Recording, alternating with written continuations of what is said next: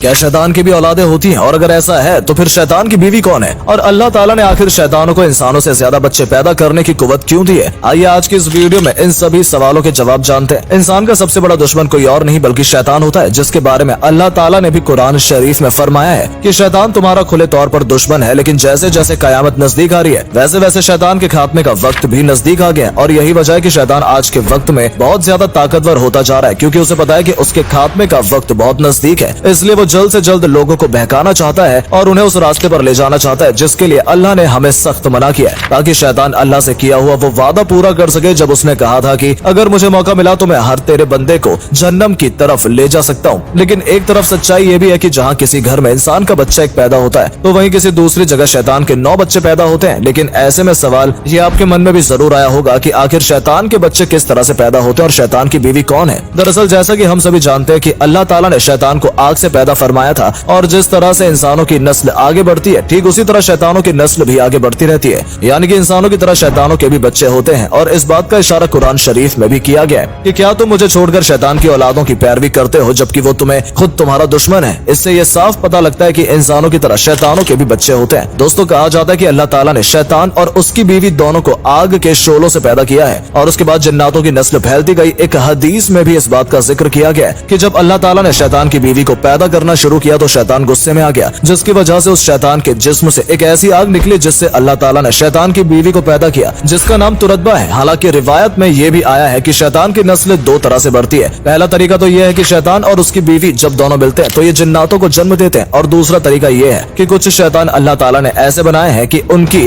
दाई रांग में एक आदमी की शर्मगाह बनी है और बाई रांग में औरत की शर्मगाह बनी है, और इस तरह से ये शैतान अकेले भी अपनी नस्ल बढ़ाने लगते हैं। अब एक बार जब एक शैतान ने अपनी ही शर्मगाह के जरिए जब ऐसा किया तो उसके 10 अंडे निकले जिसमें जिन्नात और जिनानियां दोनों थी। दोस्तों, हैरानी की बात तो ये भी है कि इंसानों के मुकाबले शैतानों की तादाद तकरीबन 9 गुना से भी ज्यादा है, क्योंकि जहाँ एक इंसान का बच्चा जन्म लेता है वहीं दूसरी और शैतान के 9 बच्चे जन्म लेते हैं। और जैसे आदम अलैहिस्सलाम को हर इंसान अपना वालिद मानता है, वहीं शैतान का बाप अलजाए जिन को माना जाता है और सबसे बड़ा शैतान इब्लिस को कहा गया है। हालांकि जिन्नात और शैतान दोनों में काफी फर्क होता है, क्योंकि जिन्नात में कुछ लोग ऐसे भी हैं जो मुसलमान हैं, जबकि शैतान जितने भी होते हैं उनमें कोई भी मुसलमान नहीं होता। और इन दोनों में सबसे बड़ा फर्क ये है कि हर इंसान की तरह जिन्नातों को भी मौत का मजा चखना पड़ता है, लेकिन शैतान हमेशा जिंदा रहते हैं, क्योंकि उनकी मौत कयामत से 40 साल पहले मुकर्रर की गई है, जब एक साथ सभी शैतानों का खात्मा किया जाएगा। दोस्तों, रिवायत में आया है कि शैतान के 5 सबसे करीबी बेटे हैं जिन्हें शैतान ने अलग अलग काम बांटे हुए हैं, जो दुनिया भर में जाकर लोगों को बहकाते हैं और उन्हें गलत रास्ते पर ले जाते हैं। जिनमें एक का नाम दंबूर है, जिसे शैतान ने यह काम दिया कि वो बाजार में जाकर खड़ा होगा और औरतों को मर्द के करीब लेकर आएगा और मर्दों को औरत के करीब लेकर आएगा, ताकि दोनों से गुनाह हो जाए और शैतान कामयाब हो जाए। वहीं शैतान के दूसरे बेटे सबर को ये काम दिया गया है कि वो लोगों के बीच में लड़ाई झगड़ा कराए और लोगों के बीच से मोहब्बत पूरी तरह खत्म कर दे। जबकि शैतान के तीसरे बेटे आउर के बारे में ये बताया गया है कि शैतान ने इसे ये ड्यूटी दी है कि जब भी कोई शख्स अल्लाह की इबादत करे या अल्लाह के नाम का जिक्र करे तो ये उसके जहन में जाकर उसे दूसरे काम करने के लिए उकसाए, ताकि उस शख्स से ज्यादा देर तक अल्लाह की इबादत न की जाए। इब्लीस के चौथे बेटे के बारे में बात की जाए तो उसका नाम आसूद है, जिसका काम भी लोगों के बीच में झूठी बातों को फैलाना है और उनको लड़ाई के लिए उकसाना है। और उसके बाद बारी आती है शैतान के 5वें बेटे की, जिसका नाम दामिस है, जिसकी शैतान ने ये ड्यूटी लगाई है कि ये उन लोगों के घर में जाता है जो लोग घर के अंदर बिना सलाम किए घुस जाते हैं और खाना खाने की शुरुआत बिस्मिल्लाह करके नहीं करते हैं। हालांकि इसके अलावा भी शैतान के कई बेटे हैं और ऐसे कई उसके चेले हैं जो दिन रात इंसानों को बहकाने का काम कर रहे हैं। और इसी तरह शैतान ने अपने 5 बेटों के अलावा बाकी सभी शैतानों को भी अलग अलग काम सौंपे हुए हैं। जैसे कई शैतान किसी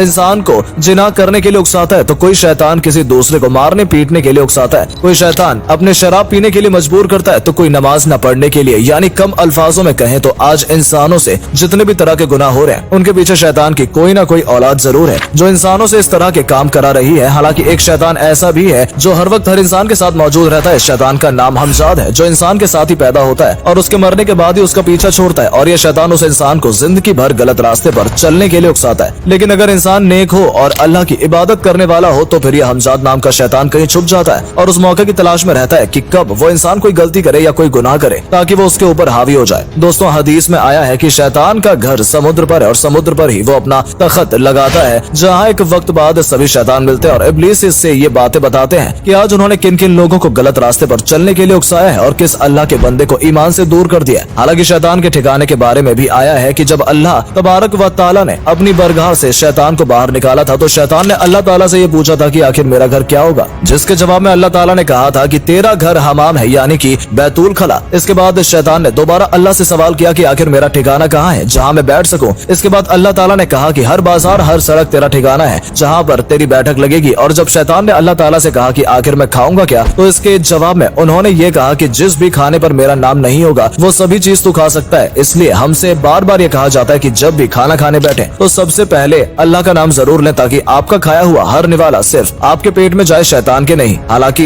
इसके बाद शैतान ने कहा कि अल्लाह ताला मैं पीऊंगा क्या। इसके बाद अल्लाह ने कहा कि हर नशे से भरी चीज अब तू पिएगा। और जब शैतान ने पूछा कि आखिर लोगों को मैं अपनी तरफ बुलाऊंगा कैसे ताकि वो मेरे बनाए हुए रास्ते पर चले, तो अल्लाह ताला ने कहा कि नाच गाने और बाजे ताशे की आवाज सुनकर लोग तेरे पास आएंगे। यानी जिस चीज के लिए भी अल्लाह ताला ने इंसानों को मना किया है वो सभी चीज शैतान कर सकता है। और हैरानी की बात यह है कि आज के वक्त में लोग जहाँ भी गाने की आवाज सुनते हैं उसकी तरफ दौड़े दौड़े चले जाते हैं और इससे सिर्फ शैतान को कामयाबी मिलती है। इसलिए हमें अभी से ही अपनी आदतों को सुधारना चाहिए और शैतान के बनाए गए रास्तों की जगह अल्लाह के पाक साफ रास्ते पर चलना चाहिए। तो फिलहाल इस वीडियो में सिर्फ इतना ही। आपसे फिर मुलाकात होगी बहुत जल्द ही। हम उम्मीद करते हैं ये वीडियो आपको पसंद आई होगी और इस वीडियो के जरिए अगर आपको कुछ भी जानने का मौका मिला तो अपने दोस्तों के साथ भी शेयर जरूर करें ताकि उन तक भी ये जानकारी पहुंच सके।